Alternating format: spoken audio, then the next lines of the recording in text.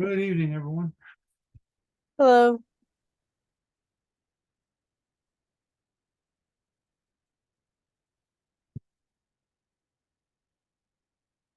Hello, Mark. Good evening. Good evening. Mark, you're gonna have to join the committee. You're here so often. All right, I can't vote in town of Shutesbury. I can only pay taxes, 12,000 a year. Actually, I think it's more than that. I always thought that was an interesting law, that you're required to pay taxes in a town where you aren't able to vote. And interesting, yeah. It is. Yeah. It seems like those two are supposed to go together. No. No, it's about ownership. It's ownership. It's not residency, though. So Yeah. that's Yeah, so it's based on residency, not ownership. Yeah. because you can vote and not own a single thing. Yes, and you can own a lot, and not be able to vote. Right.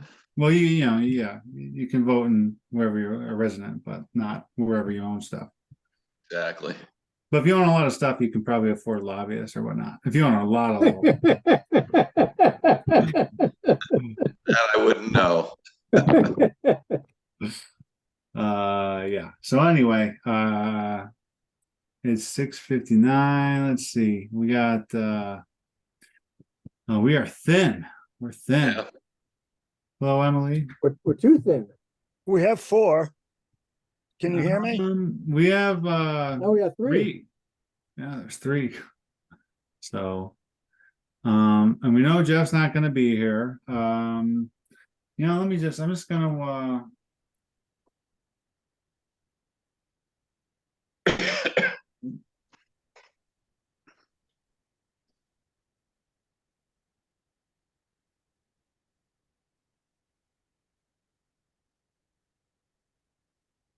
Okay, we're whole. We got Jeff Weston.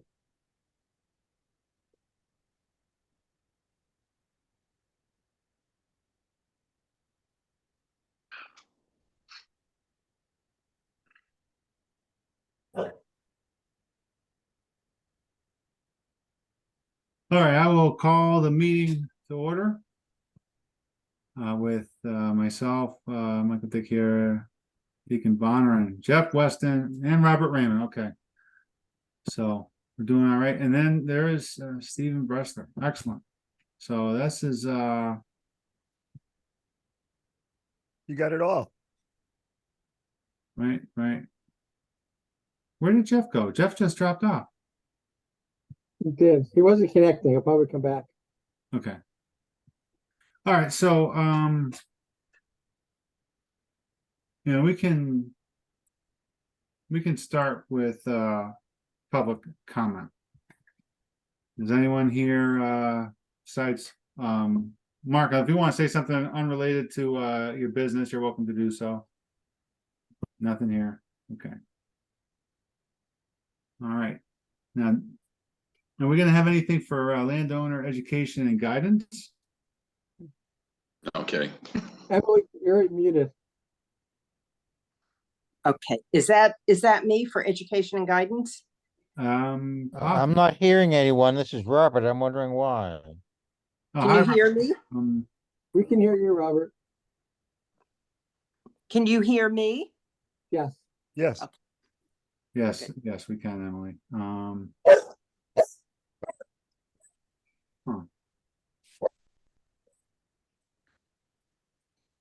Even if Robert jumps off and comes back, we still have a quorum, so. Yeah, that's true. Okay, so Emily, what did you I apologize. I've had a little bit of a hectic day, and did you have an inquiry with us, Emily? I do. Let's hear it. I had sent an email about a month ago, and I can just read it. It's a few sentences. I wanted to, let's see, I'm going to read it.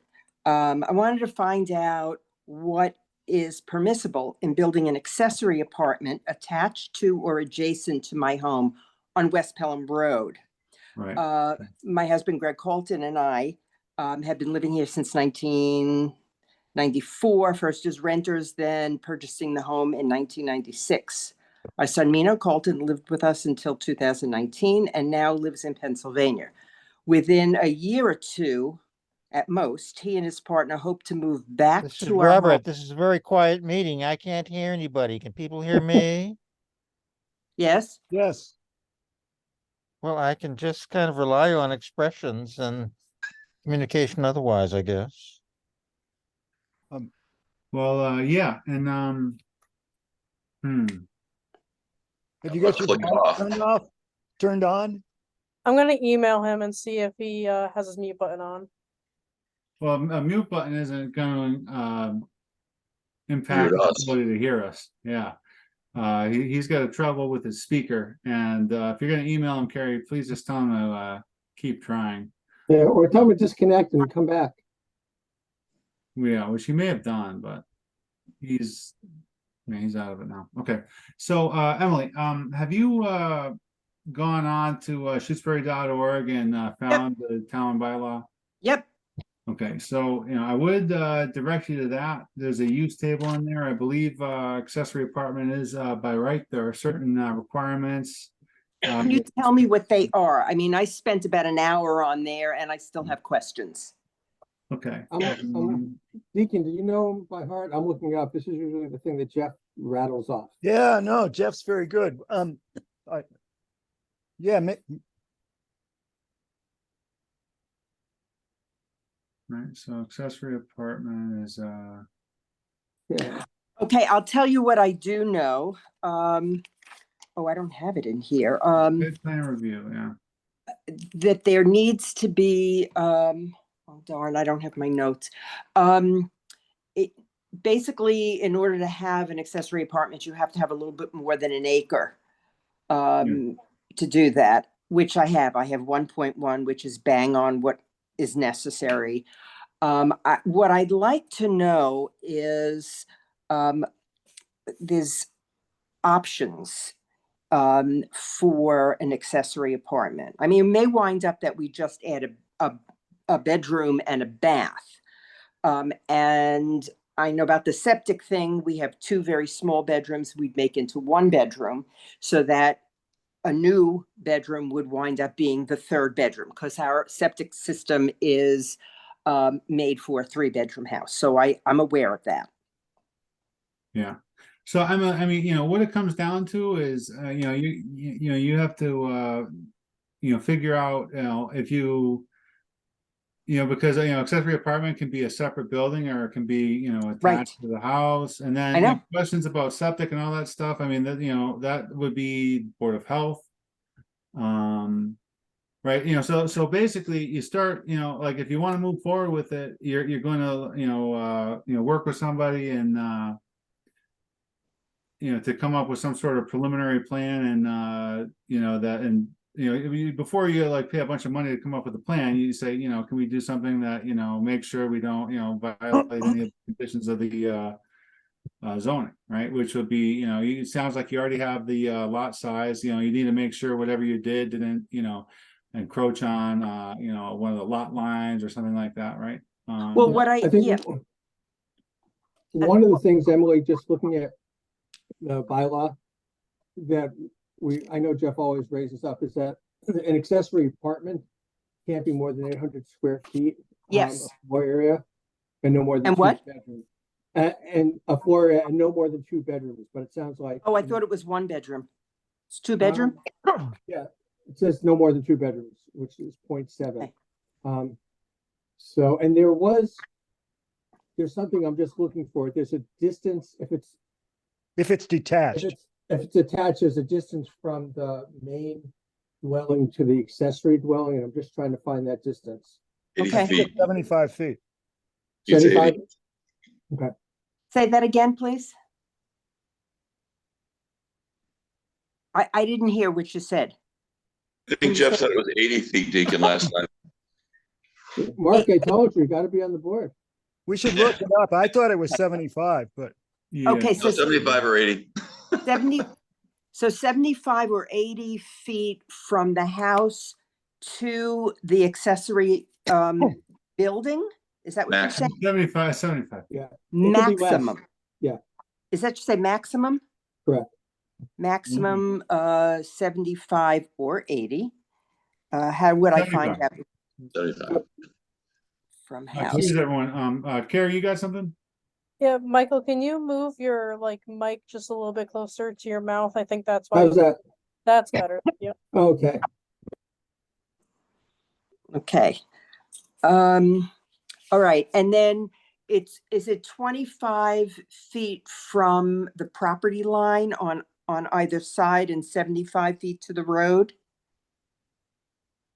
For setbacks, you're talking. Mm-hmm.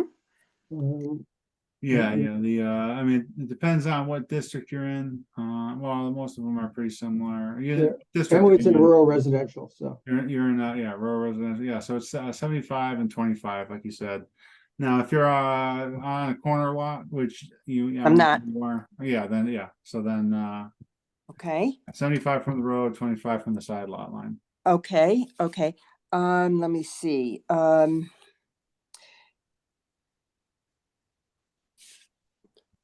With the current footprint that we have here, if we build up, do we need a special permit? I know we need a permit. Like whatever you're doing, you're gonna need a building permit, right? But No, I know we need a basically, permit. you're gonna go through and determine what you're doing, whether it falls into something that's by right or look at the use table, and if it's if you are adding an accessory apartment, it'll be site plan review, not to this board, but to the zoning board of appeals. but To I zoning think board. I think as far as the height goes, it's the same as for a single family structure. As long as you don't exceed that, I think you're okay. What is it for a single family structure?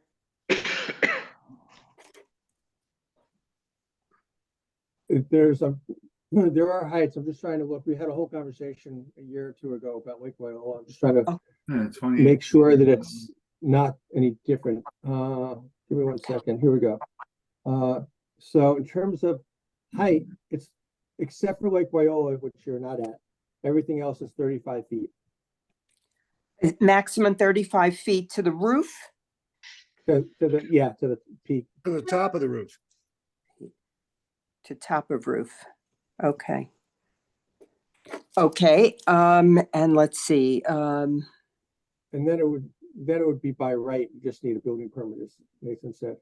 right, of course. I just, It's site plan review by the ZBA, I believe. Okay. You would know better, Deacon. Sorry. so once we figure out what we're doing, right now I'm still looking just at options, but once we decide what we want to do, then we contact the ZBA? Is Well, that right? so there's form, if you go to the ZBA website, Shutesbury.org and look at the website, there'll be forms there for a site plan review. So you'd have to, fill that stuff out. When you get ready to work, you're gonna be working with somebody on this and they're gonna be probably familiar with filling some of this stuff out. You gotta be careful, ask Mark about that. They don't always do exactly what you want. You gotta look over the work. But yeah, you're gonna be working with people, you're not gonna draw this up by yourself. So, I think I know, of course.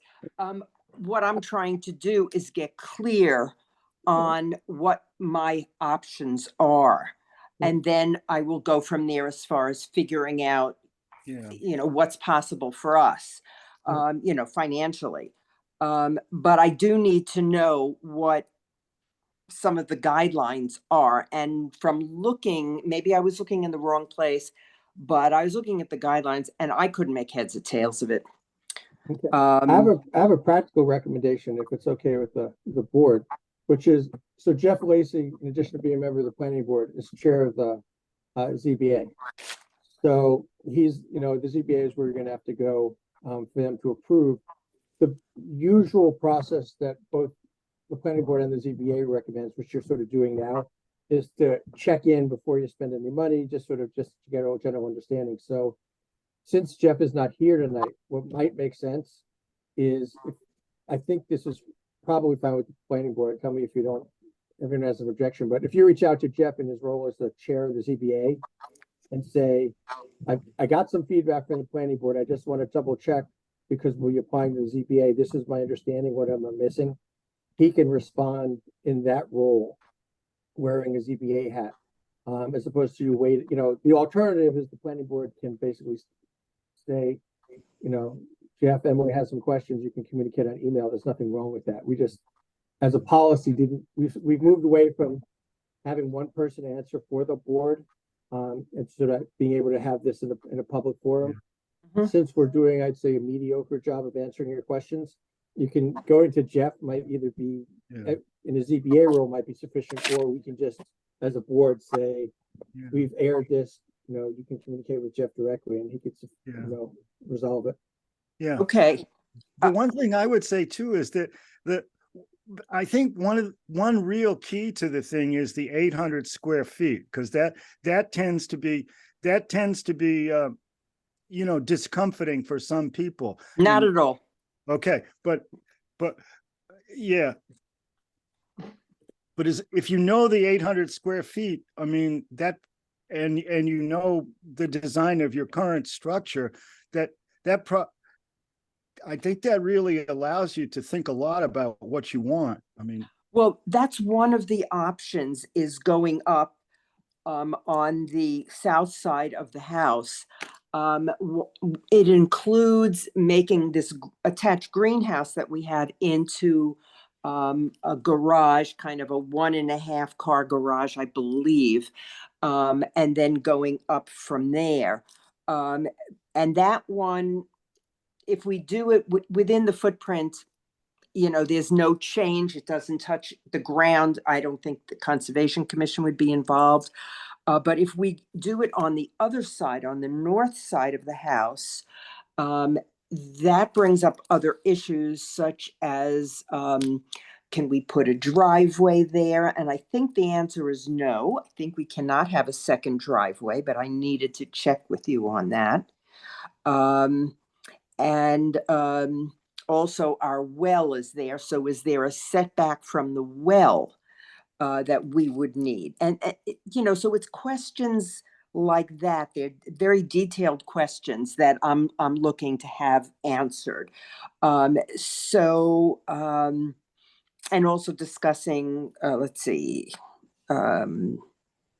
timing, and, once we decide how long will it take to get permits, and, just kind of having everything outlined. So, I'm a participant in what's going on here and not totally clueless, because I'll drive you crazy then.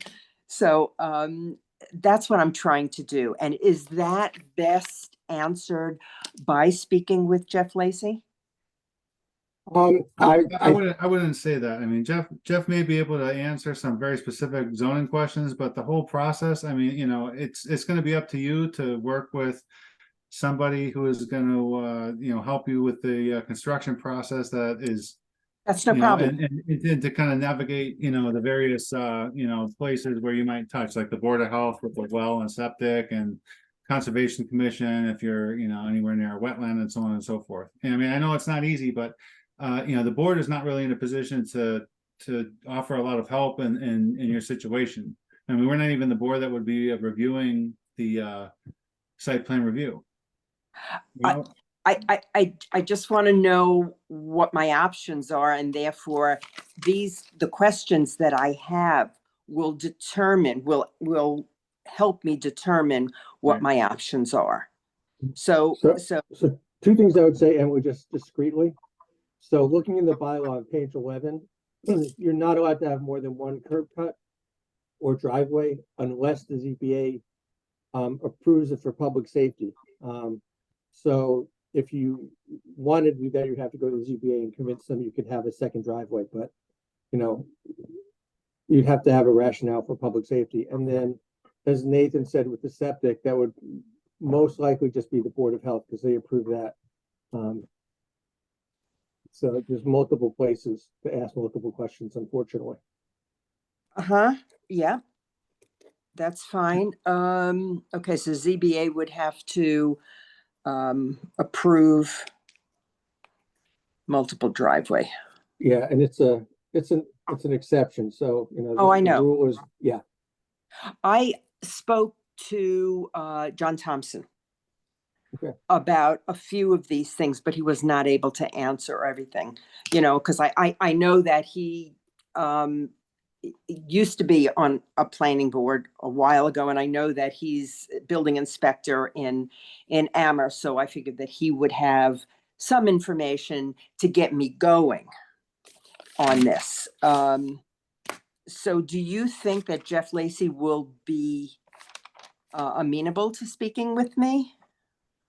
You know, that's a question for Jeff Lacy. You know, I mean, I would give him a call and, you know, he might be able to answer some of your questions. Or reach out, you know, to the zoning board, but I'm afraid that we have to move on our agenda. We have a lot of things to cover tonight. And, you know, I mean, it sounds like, you know, you have a lot of, you know, I understand it's a challenge, but there's only so much we can do in this situation for you. Do you have a contact number for Jeff Lacy? No, but you can go on the website and the zoning board of appeals has a page there where there's an email there. Okay, Emily, I can email it to you. okay, very good. Thank you very much. I appreciate your time. Thank you. Okay, bye-bye. Bye. All right, now we're going to discuss the special public hearing for the special permit revision from Mark.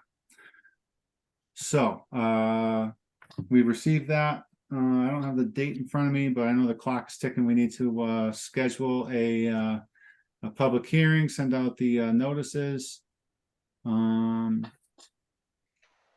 Now, my first question is, would we be able to set this up just for our next scheduled meeting in September, or would that put us over the? When was it received? Carrie would have that. Well, I have to search my email real quick. One moment. Like I would just throw you under the bus. Do you have a rough idea when you turned it in? I think I have early stage Alzheimer's. I don't know. Because it's a The pretty short-term long, stuff. I mean, I think it's 65 days from the date you gave it to the town clerk. And so I'm assuming that we're still within 65 days if it's the September meeting. Does that sound right to you? I think we're about 3 weeks in, but I don't know what the, Submitted July 25th. Sorry, I didn't mean to cut you off. oh, no worries. So about 3 weeks, yeah. So it's easy. We're well within the 65 days in the December de facto meeting. When is that meeting? What date? So the December meeting would be, November 11th. yeah, So yeah, you're not well within it, but you're within it. I mean, what's that, about 50 days, 45 days? So And this. Maybe being that we've 40. gone through it,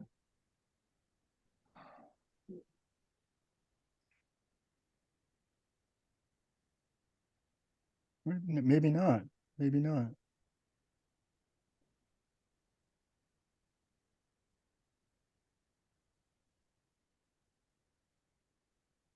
yeah, so the Yeah, that's easy. November We're 11th. well within it. yeah, it's within it, so Mark, would that it's fine. Is okay. it 60 days? That would come, is that what it shows? Well, if it's the 25th, so 6 in July, No, is the, 1 in August, that's do we know, 37, do we know that it's 60 days? 65. 65. 65? Yeah. Yeah, so that's fine. Good. So, and we have plenty of time, yeah, obviously plenty of time between now and then to do what needs to be done. So it's just what do we need to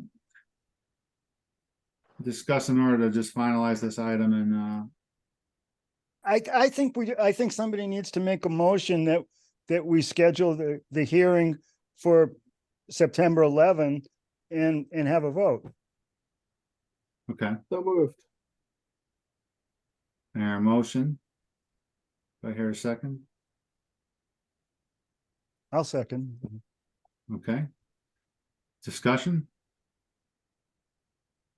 All I would You- say for discussion is, Nathan, you and Carrie, assuming that it gets approved, just have to touch base in terms of sending out the notice for the public hearing, but Yeah, yeah, okay.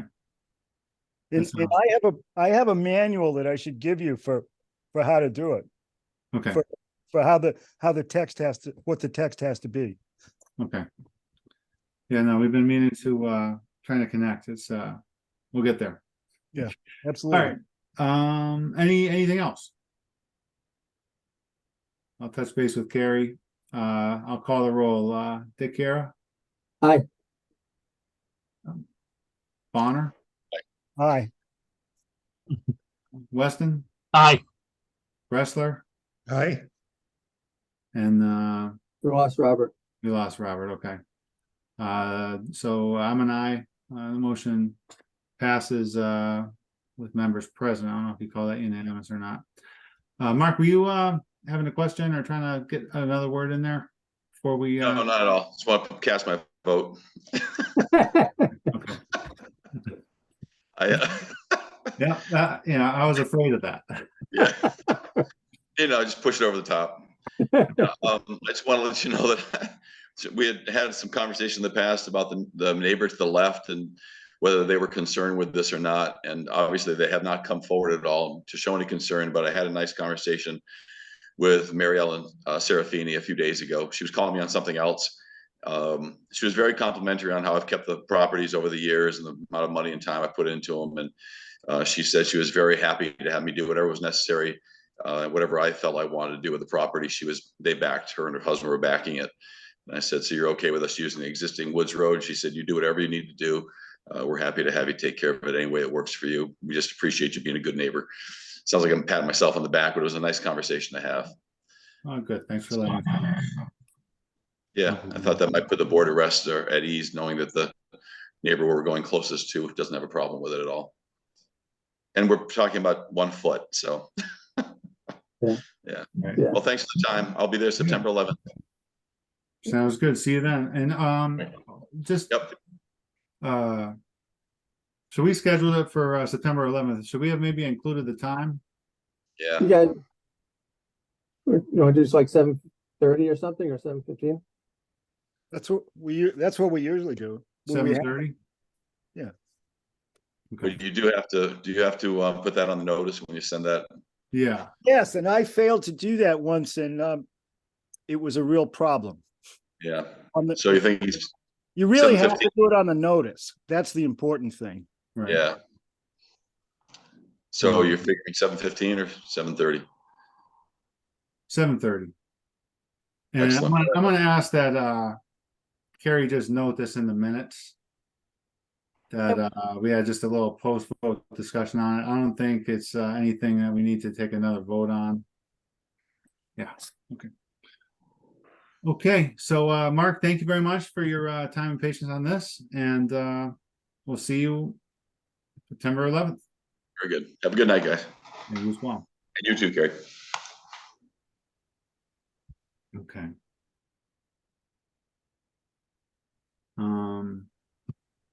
All right, so we had some minutes out there. I saw that Michael came back with some edits.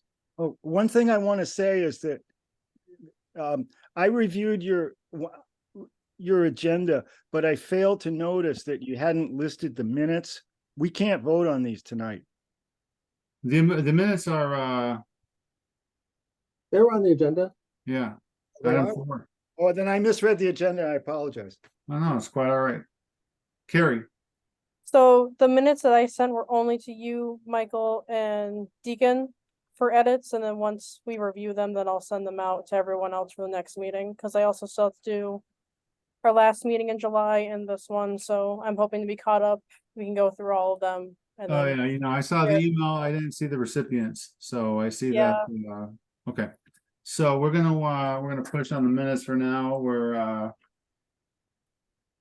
We we don't have anything that's ready to approve.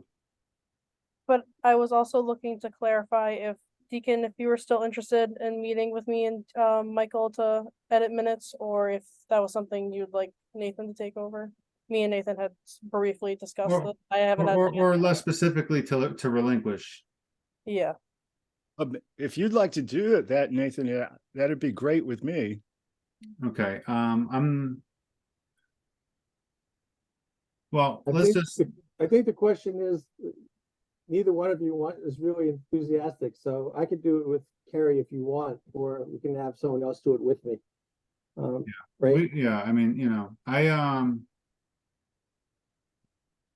yeah, just copy me on it for now, Carrie. And, we'll discuss, further, and hopefully I can, help out a little bit when I have time. okay, sounds good. I can do some minutes reading too. I can. Okay. Sounds good. So Carrie, in terms of the ones that you need feedback on, if you want to just reach out by email separately, we can figure out a time. I can come to town hall, or me and Deacon can, or something like that. Yeah, Yeah. that works. I'll be in tomorrow, so I can email you tomorrow and we can figure something out. Great, perfect. Okay, yeah, I won't be available tomorrow, but you guys should meet and I'll We take a won't lead. meet tomorrow, we'll just communicate, but we'll CC you. Yeah, Yeah, no, that's, copy me on that email too, because I can do some reading. Okay, sounds good. okay, next item was, discuss language for A&R fees and, vote as applicable. So this one, we just, I think last meeting, we, probably had a decent amount going on. So we didn't want to continue the discussion too extensively. But the question came up as far as A&Rs go. The fee structure currently has language that states for each new buildable lot, it's an additional, it's $75 per buildable lot. But it wasn't clear whether or not it's a new buildable lot that's created, or what have you, right? So, and then there's a question that maybe you're looking at a plan that has more than one buildable lot, but the change that you're making does not create any subsequent buildable lots after the change. It's just moving like some small parcel of land from one buildable lot to another, something like that. Does that warrant an additional $75 because there's two lots in the plan, and so what have you? And basically I think what we were saying was it's a flat fee of $75. I think it's 70, but What? I think it's Is it 70, looking, yeah, Okay. but that's, So it's a flat fee of $70, and then if there's more than one new for each new buildable lot created, it would be an additional $70, right?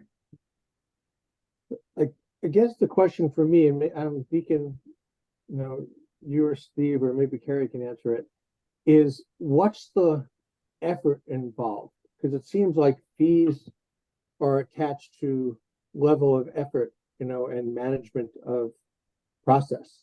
So if someone, so I guess that's it for every A&R, whether it's just a retooling of a current one, or it's creating of 3 or 4 new ones. Is there different levels of effort for the A&R process? Not really. I mean, I mean, my sense is that there should probably be some minimum fee. Because, you have to handle the papers the same way, and, it's whether there are any changes in the number of buildable lots or not. I mean, it's the same thing. I mean, Well, does it make sense to just have a flat fee of $70? Well, if you have one and you split it into 5, Well, I mean, maybe it should be a flat fee of $70 and an additional $70 for each lot created greater than one. So newly created lots 2 through N would incur an additional charge of $70 each. Yeah, okay, that's, Does that make sense? That makes sense to me. yeah, I just have a conceptual question. If someone has a parcel, if they want to do something, you can't change 1 to 1, right? I mean, no matter any change to an existing parcel is always going to yield at least one additional, right? No, like that A&R that the Chuck had. the Chuck had didn't create any new lots, and Oh, that's true. he just said, "Oh well, I'll pay the $70," and I think that's a good result. Well, I think it's easy enough to say, the fee is $70 and an additional $70 for each new buildable lot. Right, and so if you have one lot and you split it in 2, right, there's one new buildable lot there. Can I offer language that would, instead of saying new, if we can say net gain? So if you're building in a difference. But for each additional buildable lot resulting from the A&R. Yeah. Well, no, I would say that $70 flat fee for any A&R, Right. and a $70 charge for additional lots 2 through whatever. I mean, so that the first one would be folded into the $70 flat fee. So if I have a 30 acre parcel and I break it into 3 buildable lots, you're talking $140? $210. $210. Okay. But going back to Chuck's example, just say Chuck had 3 lots, right? And he did some similar tweaks to the ones he did before, so he wasn't creating any new ones, but there still was activity on 3 A&Rs. Is he paying 70 or is he paying lots, 210? not three A&Rs, not 3 A&Rs. But it's the same A&R.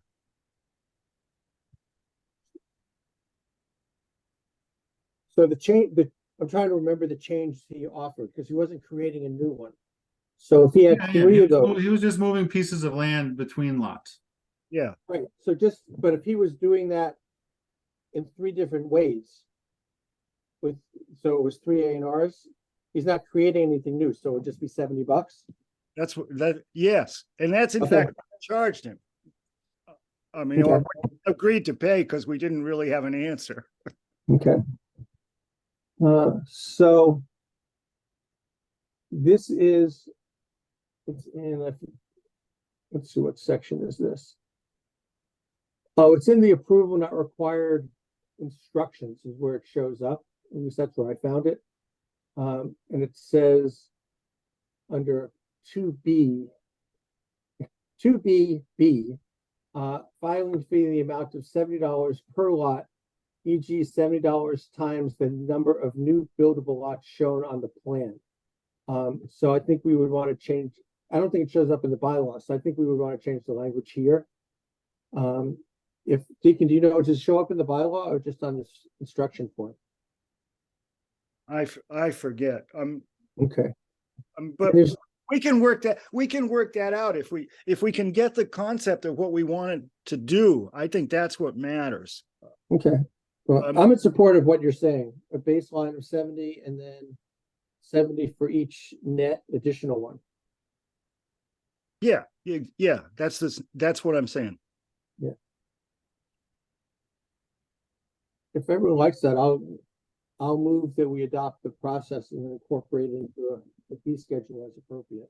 Well, yeah, I think it'd be really good if we if you got the language and brought it back to the meeting, in particular, I think it'd be good if Jeff had his eyes on it too. Okay. Keep in Nathan, mind, you want me to write this up and send it Yeah, out? That'd be my suggestion. okay, but hey, guys, keep in mind, we have Jeff for one more meeting on the planning board, unless it becomes an You know, associate. like, I wouldn't mind just trying to figure out what, what the language is, we can get it up on a screen real quick and just, Oh, that's a good idea. Hold on. Uh, let me share right now my, we got 7:38 and we have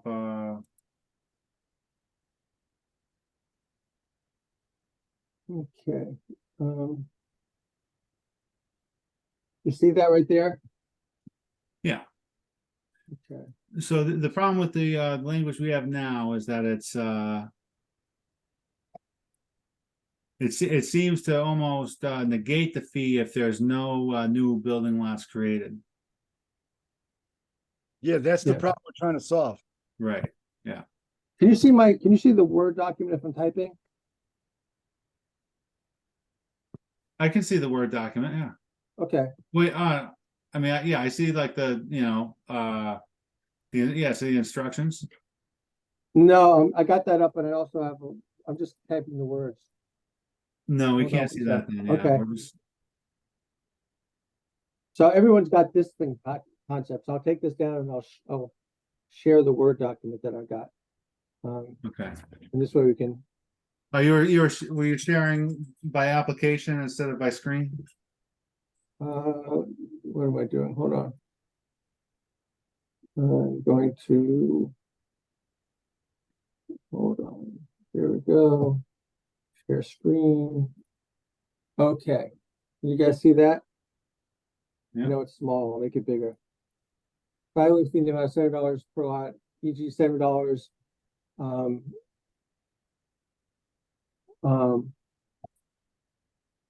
That's a required base rate plus $70 for each net additional A&R created. So tweak away at the starting point. How's that? So instead, filing fee in the amount of $70 per A&R application.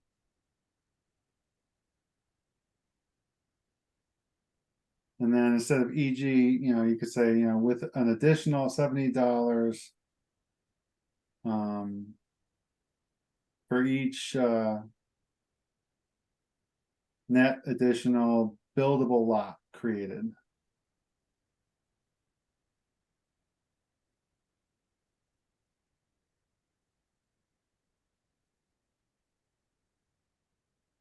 Does it have to be a buildable lot? Yeah.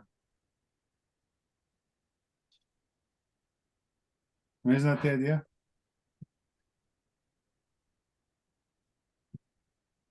So any thoughts on that? Does that capture the concept? Besides the typos? Hit an L there, yeah. Yeah.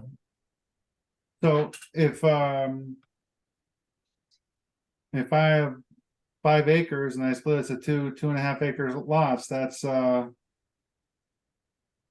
is that 140? That would be, That's it? yeah. Okay, that's it, all right.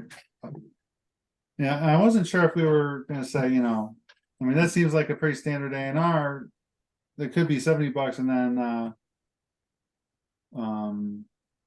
start going up after that. But if that, I mean, I think that was probably the meaning of it. And then so that way, with this, it would be clear. If we want to add clarifying language, we would say, if the A&R does not, create any new buildable lots, it would only be $70. If the plan goes from 1 buildable lot to 2 buildable lots, it'd be $140. How about this? Just make 2 sentences. Okay.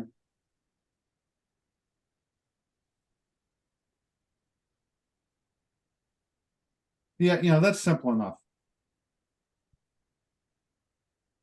Okay. Does So- anyone, okay, I was gonna say, so I can just email this around and we can bring it back for next meeting and figure out. Yeah, And then we yeah, can find a because good- this, I think we really need to solve this problem right, because this situation has been confusing for years. yeah. All right, so who are we emailing? Jeff? I'll send it out to everybody and then we just bring it back for a vote. Next meeting? Yeah. Yeah. Okay. Because I really want to have everybody look at this. I mean, it's, I mean, do we need to have Donna look at it, or is this a little bit below that? I think that might be a good idea. I mean, I'll Okay. get Jeff to offer his opinion first, but I mean, it would be a good idea before we put it in the zoning. So I'll include her as well. Yeah. Okay.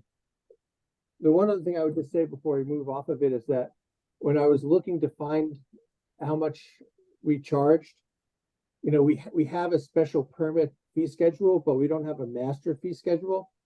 And it seems like that might be something we want to just have as a document so we can update one place. Yeah, People I don't have to go would- looking. I would tend to agree with that, yeah. So maybe we can just add that as a bundle. And we can, I don't even know if we have to vote on that, but we can vote on it next time. We can take all the special permit stuff, which is already approved. We can take this, which is approved, and then we can just augment it as we find new stuff or we decide new stuff. Yeah, I mean, we still have the language on this form. Correct, but we could have one schedule on the website. So if someone wants to know, they might not go to the forum if they're just trying to like looking at Emily, for example. Emily's at the very preliminary stages. So it might help to say, this is what it costs for everything to do in town. And then they might have a sense. Yeah. Yeah, we don't need to go too far down. I mean, I would think, you might have a central place that links out to the other places, or, I mean, possibly we would just, maybe even combine some documents. But, if you're gonna have it in this document, I don't know if I want the numbers to be listed in two places. You know what I mean? Yeah. I don't know, it's, I'll try and spend some time before too long, kind of looking at what we have and trying to, think of what changes make sense. Yeah, so we should look at that though, and I mean, I'm very much interested in, the idea of like, kind of streamlining the information that's on the website so that it's more digestible and more easy to find information for people. All right. So yeah, we'll vote next time on this. Okay. So currently, Deacon is authorized to sign documents on behalf of the board. Is that any document or is that just A&R's Deacon? A&Rs and special permits. A&R's and special permits. And if I understand it correctly, Deacon is interested in relinquishing this sole responsibility to somebody else on the board, probably myself being chair. So is that correct, Deacon? Yeah, I think in practice, I think my practice has been to the morning after the Tuesday morning after a board meeting, I would just go in and work with Carrie and do the signatures. It's that seemed like an easy way. That you might want to do it differently. Yeah. Would it make sense to have multiple people, given that Nathan probably is not in town as much as you are, Deacon? I don't know if we should look at the state law. I mean, the ability to assign signature power comes out of the state law creating planning boards. That's where this originates. And I don't actually remember the text about as to whether or not more than one is allowed. And wasn't there also like, didn't it tie in with the pandemic emergency declarations or no? No, it did not. It became of interest during the pandemic, but this procedure was allowed in the original state law providing for the creation of planning boards. That's where it was, and it was very convenient that it was a process that existed long before the pandemic, and we had just never taken advantage of it. Okay. All right, back, Robert, Yes, you can hear now. It's good. thank you. Yes, I had to using my wife's computer. Excellent. So, so I think Oh, yeah, so we'll look that at, was sort of a side question. We'd have to look at the state law to yeah, just- you know, I mean, if there was someone that, you know, is like in town and, I mean, you know, I wouldn't mind doing it. It would be, you know, for me, it would be probably Thursday before I would get to town hall because on, you know, it just so happens Tuesday and Wednesday are the days I drive down to the office. Yeah. Well, look, Carrie's got her hand up. Yeah, Carrie. So it doesn't always have to be Tuesdays. I'm there Tuesdays, Thursdays, and if it's like just a single, I mean, usually these are just one, or actually no, sometimes they are plans. But if they're permits that you have to sign, I can always leave a blank copy in a mail slot for you to sign, and I can grab later when I come in. Or if we do want to look into see if multiple people do have the right to have like authority to sign, maybe we could even ask Grace and see if what she knows. Maybe she would have some helpful information. I would, I mean, I'm happy to keep signing while you get adjusted to being chair. It's I mean, if it's one less thing for you to do in the short term, why don't I just keep on doing it for a while? Yeah, well, I mean, I don't mind doing it. I just, you know, need to kind of make sure that we think it through in terms of, you know, the timing, you know, if it was, you know, from a Monday to Thursday timeframe, I mean, most of the time that should be fine, right? I mean, I don't know if it's a special permit, is it the kind of thing it really needs to be signed right away? Like, are there any kind of like shorter deadlines that we should think about? Yeah, so for permits, so I'm just thinking out loud, but when it's permits and stuff, usually you have to sign it because I think some of them have like a 20-day appeal period, if I'm correct, right? I know some of them or most of them do in zoning board, but I'm not sure for planning board permits. I don't know if they have appeal periods. Nathan, what I would offer up is, you know, what Carrie was saying about leaving stuff to sign. So for example, when I was on select board, the select board has to sign all the warrants, which are just basically approval for the bills. So there would be always be a stack, and Becky would leave them out in the select board mailbox, and we would all go by at different times of day, different days of the week, and sign them at our leisure. It would get done. So, you know, even if there was a 20-day turnaround, if you do it within the week following the meeting or whatever, it's just a matter of you swinging by town hall, going to the mailbox, signing the stuff and leaving it, and then Carrie could pick it up. I mean, most committee business happens that way in terms of the paperwork. Right, because you're not gonna always have the thing, you know, hot off the printer, like, you know, if you were doing an in-person meeting before the pandemic, right? You know, Right. you do that, and then, you know, you get paperwork the next day or whatever. No, well, before the pandemic, you know, all the members of the board, or at least 4, would be signing these things. I mean, which is, So you would sign it right there at the meeting. we would sign them right there at the meeting, and then it was just finished business. And I'd go in the next morning and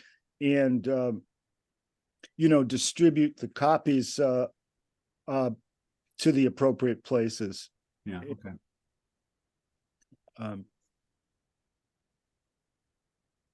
Well, Okay. Nathan, if you want to take it on, I'm willing to make a motion. If you want to take up Deacon's offer, we can do that as well. I mean, if I were you, I'd let me do it for a little bit. Because you'll have plenty to do. Yeah, that's fine. I think before we do it, let's look and see if we can do more than one. Yeah, yeah. And that's a question of looking at state law. Yeah. So we'll do some more research and follow up on that.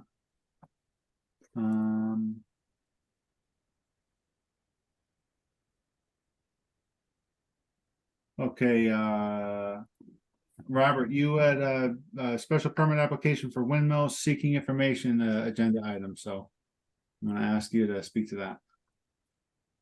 Yeah,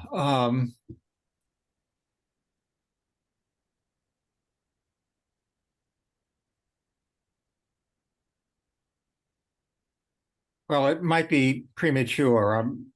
My concern came up in as much as Sirius has a windmill. I'm on the board of directors at Sirius, so I'm thinking of this in two capacities.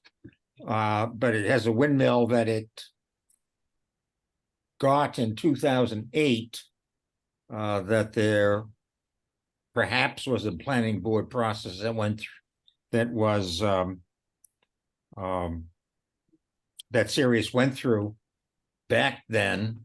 I'm guessing it was planning board, because a building permit issued in 2009, perhaps, that 3 foundations were put in for the windmill, and some electrical lines were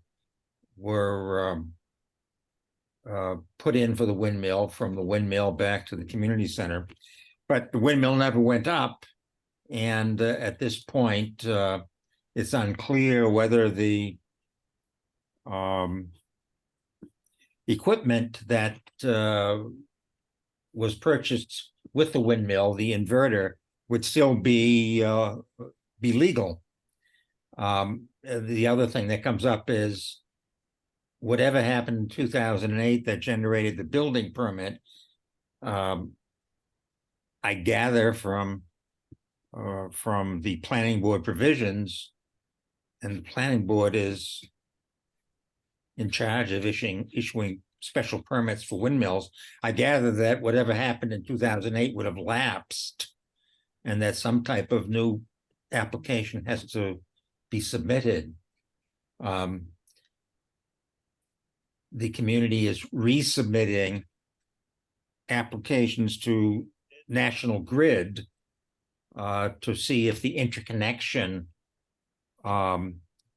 proposal that Sirius has for the windmill and the community center would be acceptable to National Grid. That's information that would have to be brought before the planning board as part of a new special permit application. So I'm just thinking out loud, but it seems as a minimum that a new special permit application will have to be submitted, hopefully with information from National Grid. If National Grid doesn't approve the use of the inverter that we now have, it might not be happening at all. So that was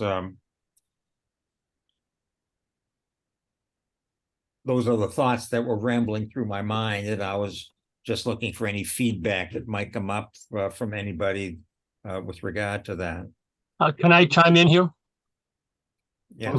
I just went through solar panels, and I live in Shutesbury, and I went through Eversource, and Valley Solar did all the paperwork for me through Eversource. So I think if I were you, I would first determine whether Eversource or National Grid covers the Sirius community.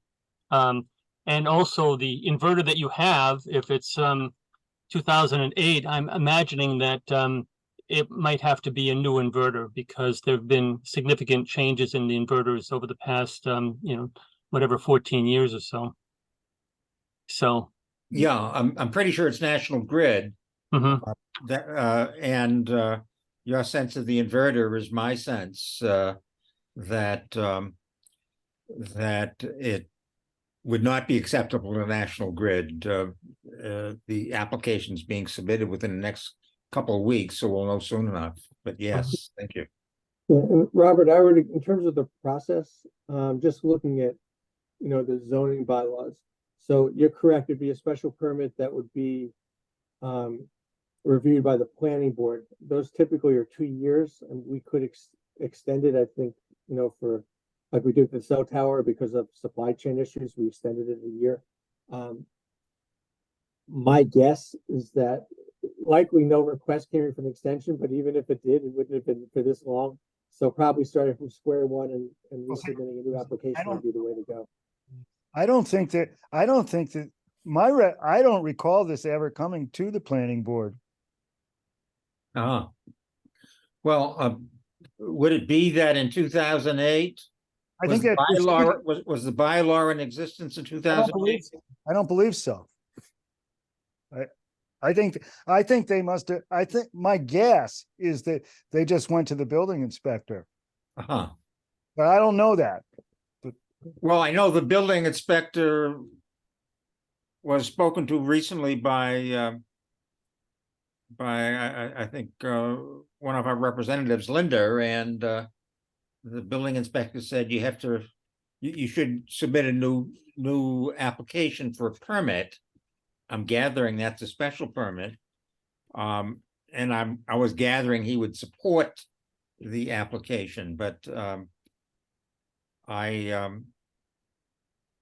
given your lack of any recollection, Deacon, I'm guessing that it went directly to the building inspector and the planning board wasn't involved back then. That's what I'm assuming. Yeah. We had that special, we had a town meeting about windmills, because I think we wanted to put one behind town hall. I don't know, Deacon, was the bylaw created after that whole? I don't remember when the bylaw was created, but I don't think it was I think it had to be after 2008. Okay. That's a while ago now. Mhm. Either way, the bylaw is in play now, so there's no active one. So it seems like Yeah. the clear path is, if you get the go ahead from the utility, Yeah. start thinking about the special permit request. Well, thank you for this feedback.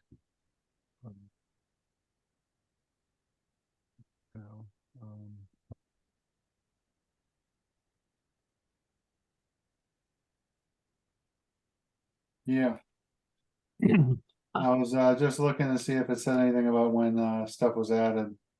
Mhm.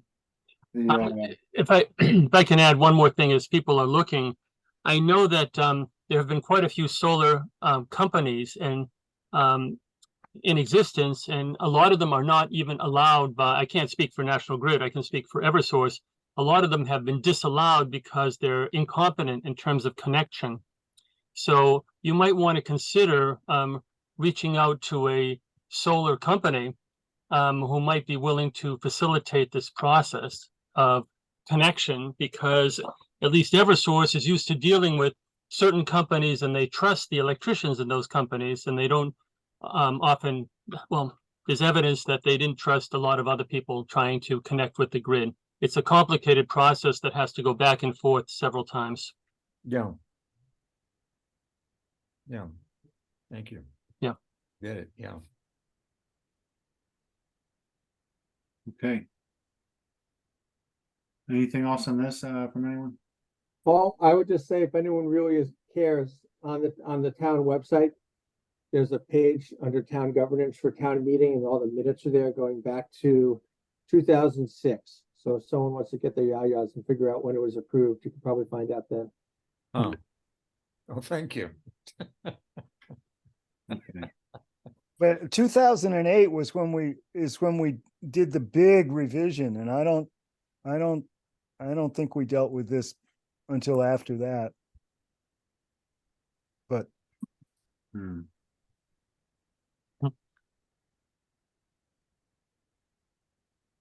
Okay, I've got an item 8. for discussion of fiscal year 2024 bylaw amendments to be considered. Does anyone have anything now they would like to raise or bring to the board? I've got two. One we talked about briefly, I think last time, if not the time before, but at different points in the last year or so, both Robert and I sort of brought forth the idea of tiny houses. And Jeff sort of chimed in last time that we could look at that in addition to also looking at the size of accessory apartments. So I think just taking those two as bundles and figuring out how if we wanted to update our thinking in terms of either tiny houses or accessory apartments, doing that as an exercise. Because right now tiny houses are not called out, and the only thing we have is accessory apartments. So I had meant to do some research going into this meeting. I haven't, just because the solar stuff is sort of taking up some time, but that would be one thing. And then I don't know if people have thoughts about that one. I could add the second one afterwards. Maybe we could look at the bylaws of Leverett. I think Leverett might have tiny houses allowed in Leverett. So that might be a possibility of looking at what they've written rather than reinventing everything. Yeah, that's my usual process, is to see who's written it and sort of get a sense of what the range is. I know Hadley's got something as well. What town? Hadley. Yeah, I think I heard through someone else that Leverett has a tiny house something in their bylaws, but I'm not sure. Yeah, I mean, I think there's different dimensions to what we want to consider. So the square footage, that's the standard one, but also, like the distance from the house, materials. Can there? Yeah, just the range of issues. I mean, I think we don't know enough at this point to sort of have the conversation, but it seems like it gives residents more flexibility without necessarily changing the character of the town, but you make it either more family friendly. Climate migration is going to create more pressures. And if you can only do a single family house in a certain zone, I mean, I think, again, Emily's example is really good. Her adult son is moving back with either a wife or fiance, and if you can create an accessory possibility, you're creating within a contained lot more habitation. So it's sort of similar to open space design, but with a different twist. Michael, are you talking, I understand what you're saying about tiny houses, but what are you talking about accessory apartment? I think just when we look at it, we should probably look at the two of them, because conceptually they're sort of related. We might not change anything about accessory houses, but we might discover something in thinking about tiny houses that says, oh, maybe we want to tweak accessory apartments. And I don't know what that is. Maybe it's the distance from the house. Maybe it's, instead of 800, it should be 900 square feet. I don't really know, but it seems like they're related enough conceptually that if we were open to saying, based on what we learned, maybe we'll tweak accessory apartments as well as adding something about tiny houses. Or maybe tiny houses is just a different category of accessory apartments. Yeah. Good question. I'm thinking about what happens if the planning board gets a flexible frontage open space development where they want to put more tiny houses than you typically could put single houses. You follow me? You understand the question? Yeah.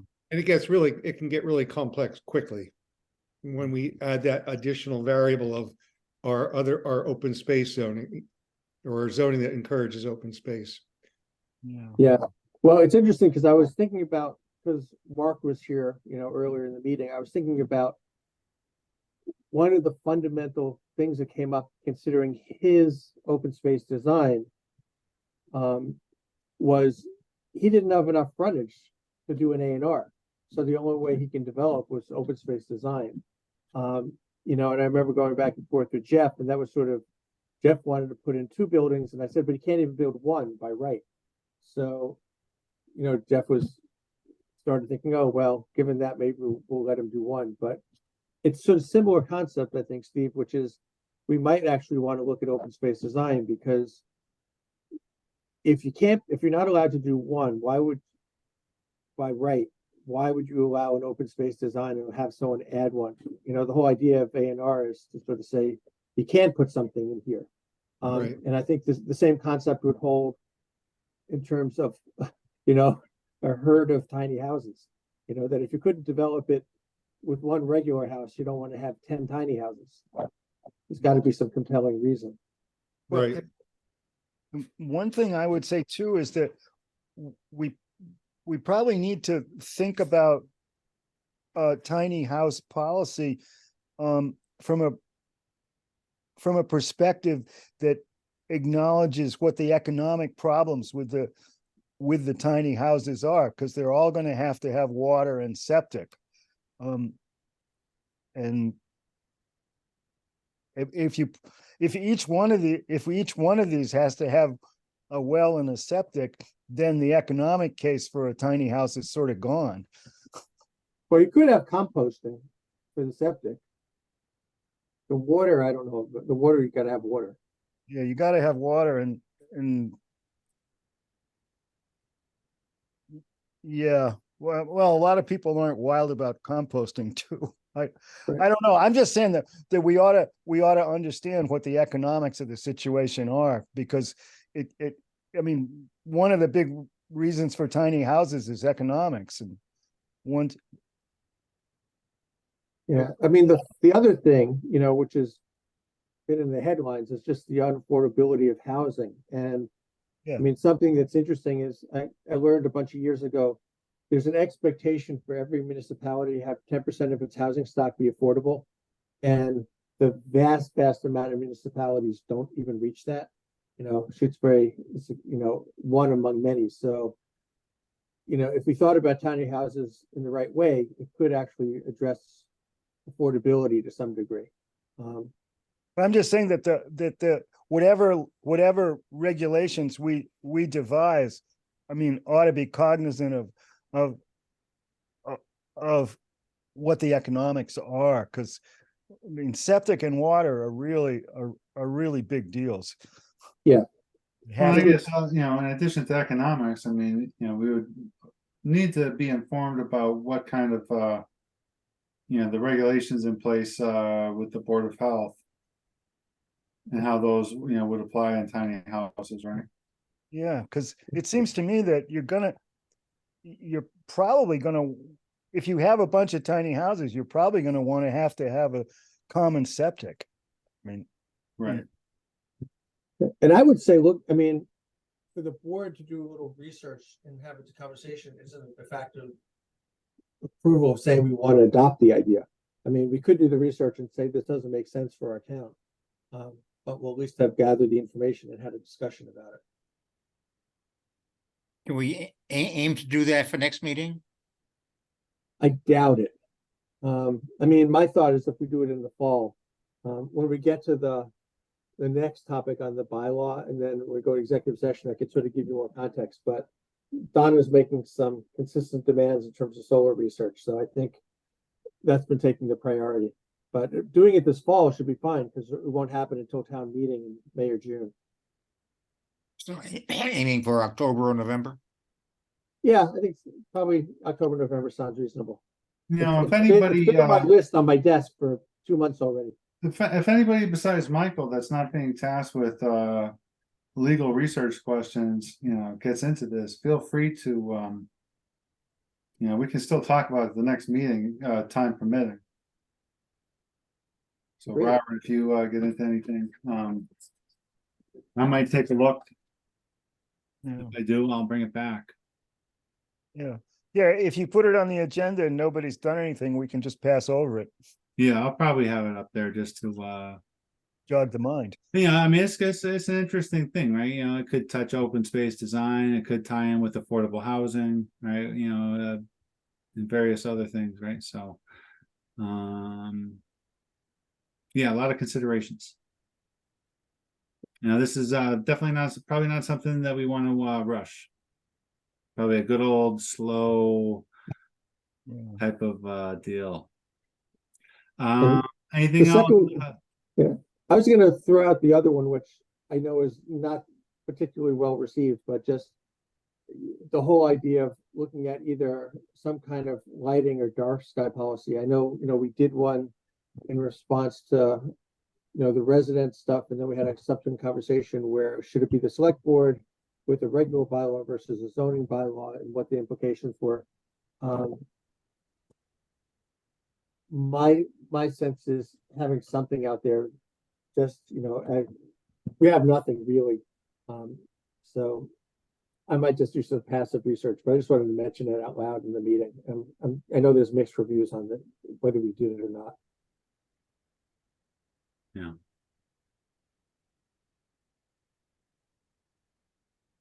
Okay, anyone else want to contribute to that question? I believe, Robert, did you send something about a dark skies bylaw, or the question of lighting? Did you send us something about that back when this question came up last year? No. No, It was me. that was you. Yeah. Okay, I thought there was something from Robert too, but I must be misremembering. All right. Yeah. So that brings us to item number 9, which is update on the AG solar bylaw. I assume this one is meant for open session. So just to frame it, there's overlapping things happening. So we all know we're getting sued. That I'm not reporting on that. I'm reporting on that later. This is just on the solar bylaw that got approved January 2023. So Donna has been in contact with Jeff and I. And if you all remember, a few months ago, we had a process where we, in April, sent a letter to the Attorney General, basically making an argument for why we thought the bylaw was constitutional and the AG should approve it, trying to get ahead of them denying us. And then we subsequently got an extension, I think, of 3 months. What we found out, Donna found out, which was really interesting, is that we sent in our letter from the planning board, say the end of April, I forget when. On April 11th, Coles' lawyer, Tom Reedy, proactively sent a letter to the Attorney General saying our bylaw was not constitutional. And we didn't know about it. And apparently the Attorney General screwed up because, Robert, you probably know this, but similar to like Discovery, you're supposed to tell the other party that things exist. And so the Attorney General got this letter from Tom Reedy saying our bylaw was not constitutional, but never let Donna know. So we spent months not knowing that they had submitted something arguing against our bylaw. So I think probably Donna found out about that by accident, like 3 weeks ago, 4 at the max. And Donna and Jeff and I have been working on a letter. Donna got permission to send a letter to the Attorney General in response to that letter. So, the Tom Reedy letter had all these points very similar to the points in the complaint, saying these are the reasons that our bylaw is not constitutional. So Donna worked with Jeff and I to get some information, and I believe she sent in the letter like in the last week or two, because we're sort of bumping up against when they make a decision. So that's been a lot of the work around the bylaw. We haven't heard anything. At least I haven't heard anything. The official word would go to Donna and I think Grace as town clerk, and I haven't heard of anything from the Attorney General yet. And then the only other thing I would add is Jeff conveyed today that Tom Reedy, the attorney for Coles, also sent the letter to the Attorney General arguing against Pelham's bylaw, which is pretty close to ours. Jeff basically helped Pelham write it. So they're now attacking both bylaws that look similar. So current status is we don't know if it's approved or not. It may get approved, it may not. Oh, there's another this is the big thing that I wanted to share. So everyone's clear so far? I haven't confused anyone yet? I did have a question. Yeah. Are there consequences for our not being notified of Reedy's letter? Well, I asked that, And I think, I don't know if we have much recourse. We got some leverage in the fact that got some additional time to submit a rebuttal to their letter. But I don't think there's like legal consequences. At least when I asked it, Donna didn't think we had much traction in that So the department. consequence was the extension. Yeah. We got we got a bone. Yeah. So the other big thing, which is worth noting, and this is a little confusing, but you all know we have our map with the 9 zones that say where you can put one solar installation. So the first year that got approved was 2020 at town meeting. And when we approved it, if you look at the language, it's in the mitigation section, and it's for forest segmentation, I think, but it basically says to mitigate forest segmentation, we're approving this map, which is now officially included in the bylaws, and you can build one solar installation in each of these 9 things. So that was 2020. It got introduced, town meeting voted it, the language was such. 2021, the next year, we did just a little tweak of the solar bylaw, but we didn't change anything. In January of this year, this is the catch. And when we voted the 2023 bylaw, the language was not to amend the existing bylaw. The language was to delete the existing bylaw and replace it with the new language. So basically throw out the old one and stick the new stuff in.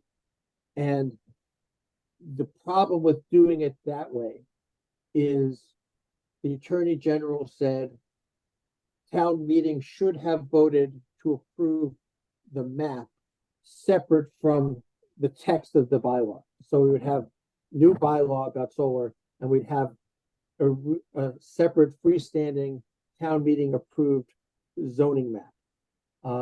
And the fact that we didn't approve that separately is problematic.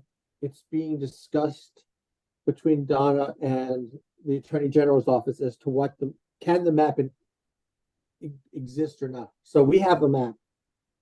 On the one hand, the language of the solar bylaw still refers to the map. It still says, to prevent forest segmentation, we're limiting it to these 9 areas and see this map.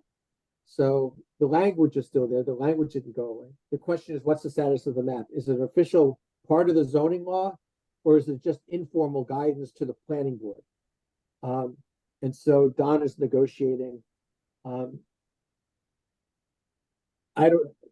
We don't know what the Attorney General's stance is going to be on it, but it's sort of this pivotal thing, because if they say it never got voted on separately from town meeting and therefore it's not officially part of the zoning, if someone comes forward with a special permit request, the implication is that we can't say there's only 9 zones in the zoning bylaw. We can say there's 9 zones per the planning board guidance, perhaps.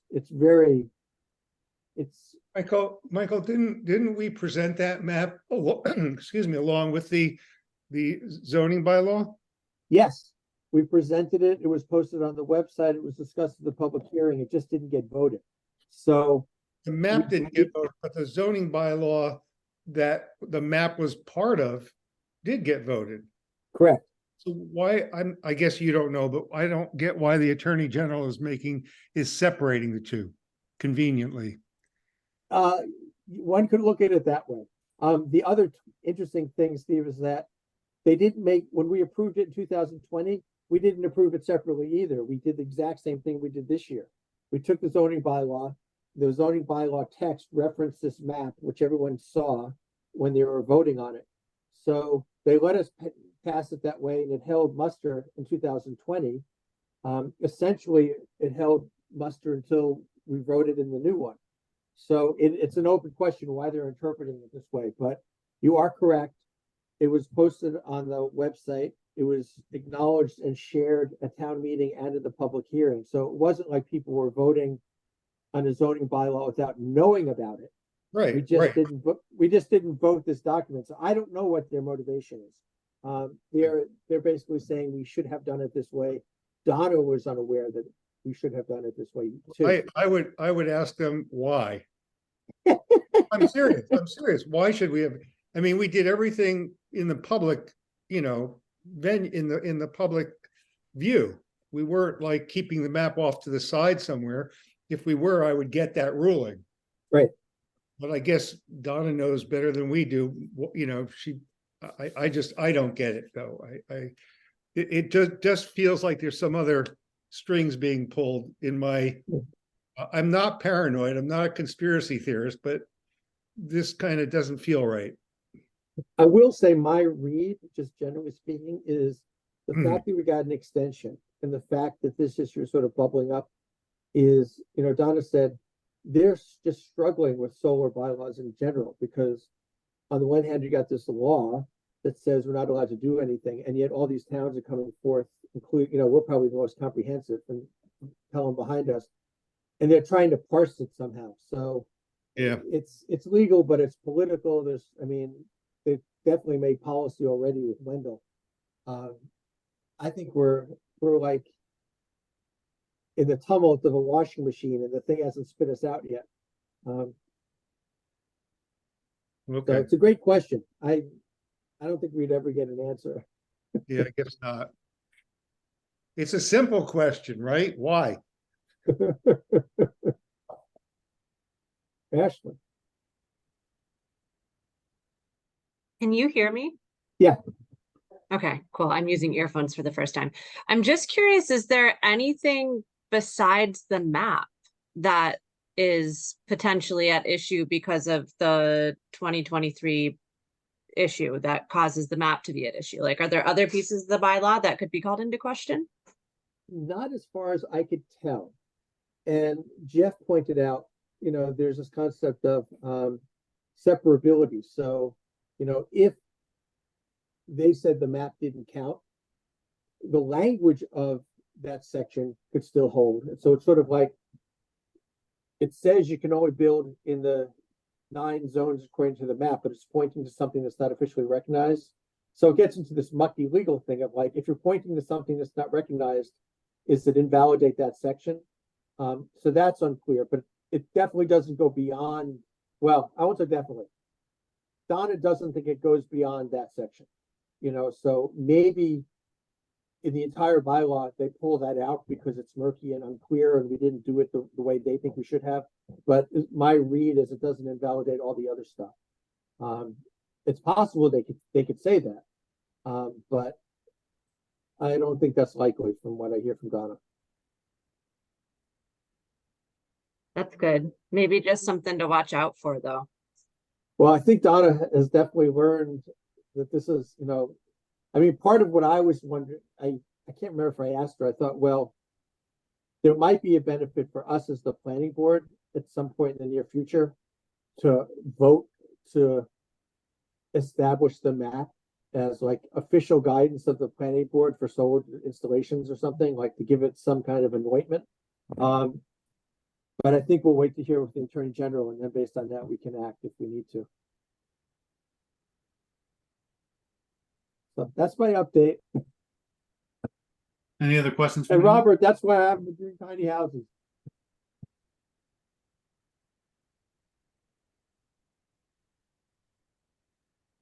So now we have unanticipated business.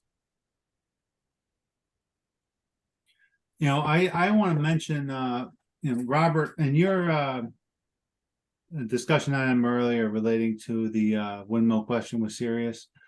I would like to remind you that being a director on the board of Sirius Community would, not to mention you're in a butter, right? Or probably, well, maybe you're on a butter, but regardless of butter status, you would be a board of that entity that would have business before the planning board. You would want to steer clear of that with any business that comes before the board. I'm sure you know that, but just a reminder. Yes, thank you. I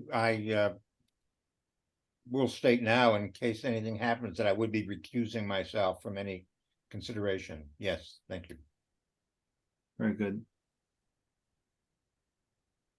I've been, looking at the conflict of interest laws little bit recently, so that one just kind of, oh yeah, that might, want to be careful there. Yeah. Anyway, so now we're gonna move to agenda item number 11, which is some updates on the complaint filed by Coles. I'm gonna basically, all right, Carrie, go. If we do discuss that, we need to make a motion to go into executive session so I can stop the recording. Right, right. Yeah, and I was gonna ask about that. Yeah, so you stop the recording and then do you start a new recording when you go into executive session? No, there is no recording for executive session. Really? Correct. And the two things procedurally, Nathan, so we would move to go into executive session, reading what's on the agenda for that reason, and then we would do a roll call vote. So even if we were in person, you have to do a roll call vote.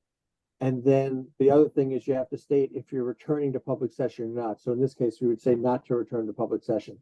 So Okay. people in the public, if there was anyone, would know that we weren't coming back and they could sign off. Indeed. Okay. So I'm not gonna attend the public session, right? And the reason is because of my employer's code of conduct. I think it would be best for me just to not participate in these sessions, because that way it